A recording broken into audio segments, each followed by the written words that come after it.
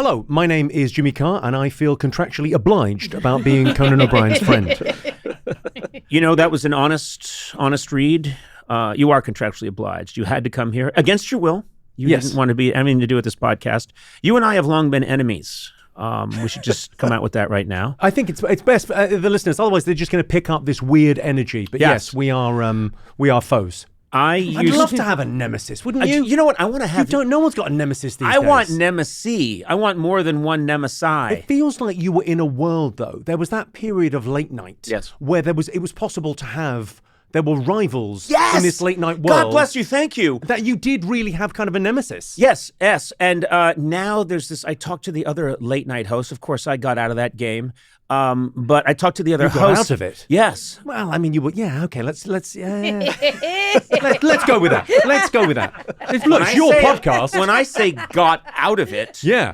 What I mean was, shortly after they asked you to leave, you left. They edged me out. They squeezed me out. Yeah.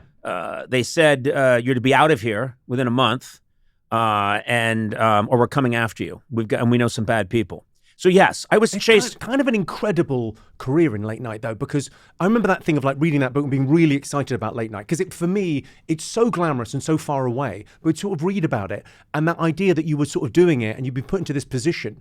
As a writer, and they'd suddenly gone, they'd seen something in you and gone, incredible sort of something performer. that you don't see that no one's seen since. Yeah, it was just a flash for a second.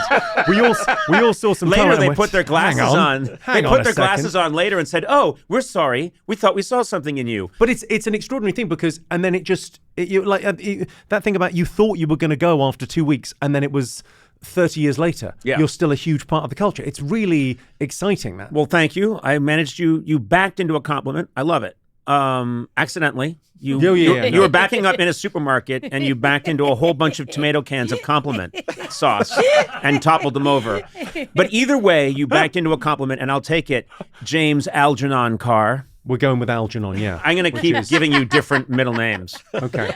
But they're all going to sound like a stomach issue. No, but can I say something, Jimmy? There's this, you are correct. You're so wise. There was this era where all the late night hosts, we didn't call each other up. We didn't talk to each other. There were very few of us, and everyone had their little fiefdom, and we were constantly peering over our stone walls at each other. Do you know what I find weird about that? You're not allowed to talk on your interview.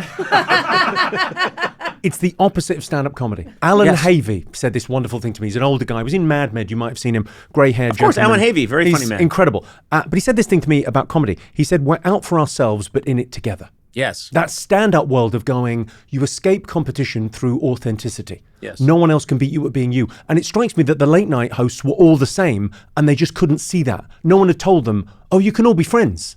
There's nothing you can do that Letterman can do, and Jay Leno can't do what you do. And it was such a different skill set, but no one told you that. You could all be friends. You could have gone out for drinks every night. Yeah, but it wouldn't have happened. The personalities were not such that people would be going out for drinks together. It was a different time, and I won't get into specifics, but it wasn't going to happen. Now, all I hear when I talk to these hosts is we just all went out to a cheesecake factory together and then high-five each other and split the bill evenly. And they have a podcast together. They did during the strike. Right. They did. They're all chums.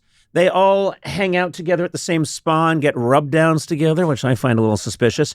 Only I'm not having it. Back when you were, you were straight out of Hell's Kitchen. You were carrying a knife at all times. Yes. And yes, I was one of the plug uglies. Yeah. I was from a dangerous street gang. How did you get the Kitchen. job? You got jumped in to late night, right? Yes.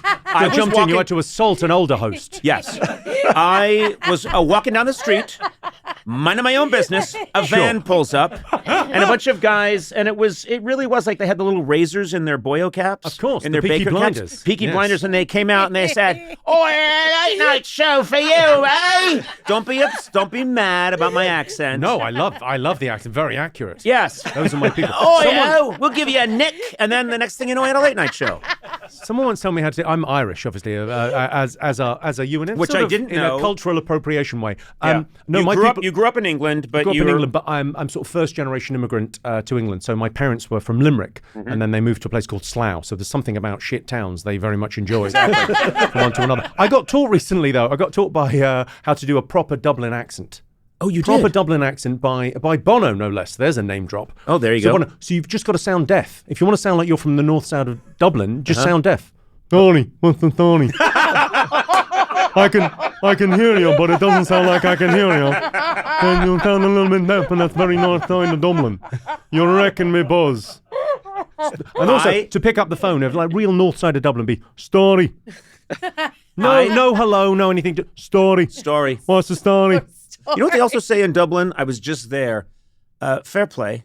Oh, fair play to you. Yeah, fair play to you means, and I was kind of trying to figure out what that means, but you'd say something like anything. I would just say, I thought it was going to rain, but it didn't, so I'll put my umbrella away. Oh, fair play to you. Well, fair play to you. Fair play What to does you. that? What does that mean? Fair play. It sounds like the it's your ball was. life. Oh, I guess. I don't know. It's just a filler there. I know. Everyone's just trying to get to the grave. Yeah. What else? What else can they say? I want to back up because so far we've talked a lot. Nothing. We've said nothing, and I feel that that's on me, but also more on you, Jimmy. I want to instruct the listener right now that I had you on my late night program 7 times. You did stand up 7 times, and had you on a bunch because A, you were available, but B, I adored you. You're terrific. You have a terrific mind, and as you say, there was nobody like you. There is nobody like you. You have a very specific style. Great jokes, like little diamond nuggets. Your jokes. But then I'll take it. Your delivery. Yes. I always enjoyed your delivery. I knew there'd be something. No. I loved your delivery because you would deliver the joke, and then your head would slightly retreat, and you'd look around as if you weren't part of what you just said. Yeah. And it had this nice. I mean, I used to try and do you. You'd be on the show, and afterwards, I'd be for my writers trying to do Jimmy Carr because and I can't, but I'd say something. And then slightly retreat with wide eyes and look around as if you were innocent of what was just said. And my friend Sean Locke always used to call me on that because I'd say something terrible, like a terrible joke, like awful, the worst thing you could think of about a dark subject matter. And then I'd look at the audience like, what? Why is everyone upset? Yeah. What? How could you? What? It wasn't me. What are you looking at? I was in my flat having a bath. Why am I being? I said flat for your sake. Thank you. But that's apartment, Sona. Oh, yeah. Okay, anyway. Oh, thank you. So I was on the show 7 times and then it was cancelled. So we can link those 2 events. Ooh. I was not canceled. Yeah. What? That's ridiculous. What? You don't have How your dare facts. you? No, you don't have your facts correct. So we can straighten that out later, but no one ever cancels Conan O'Brien. Is it still on? Which one? The TBS show? No. Well, there you go then. Oh, so you think because my show ended that it was canceled? Yes. How dare you? Yes, I love it. You love that, Sona? I love that being the narrative. Yeah. All right, well, you know what? I'm just going to go with it. Yeah, you got canceled. Yes, what happened was about 2.5 years ago, I started my conduct became very inappropriate on the air. Okay. Remember? I did that show. A lot of people haven't, spoken about this openly, but yes, I did a show. We did a theme show where I wasn't wearing any clothes from the waist down. You were canceled in both ways, the Yes. show and as socially as a human. Yes. Yeah. Mm-hmm. And 3 ways, because my wife refuses to even see me now. She looks past me and sees things. But no, listen. This is how rumors start, by the way. I know, Yeah. and this is your fault. Someone's going to clip this up and go, do you know he was inappropriate on the... I did 28 years in late night, and then I gracefully dismounted into this podcast, which you don't clearly seem to be aware. This is massive, this podcast. This is a massive podcast. Tell him. It's all right. He deflated you. You would think more would go into it. No. I found that by doing less, you do more. Yeah. The less you put into something, the more you get. That's what I figured out. I used to work so hard on those early late night shows. Clearly I was wrong. This is the way to go. I'm a big fan of that whole stoic thing of like doing less better. Yes. Just do one thing. What are you good at? You're good at talking. What's the podcast? It's just talking. Just talking. It's just that. They gave me all this information on you. I haven't read it. I'm not even I can't read. or tell time. They're just shapes to me.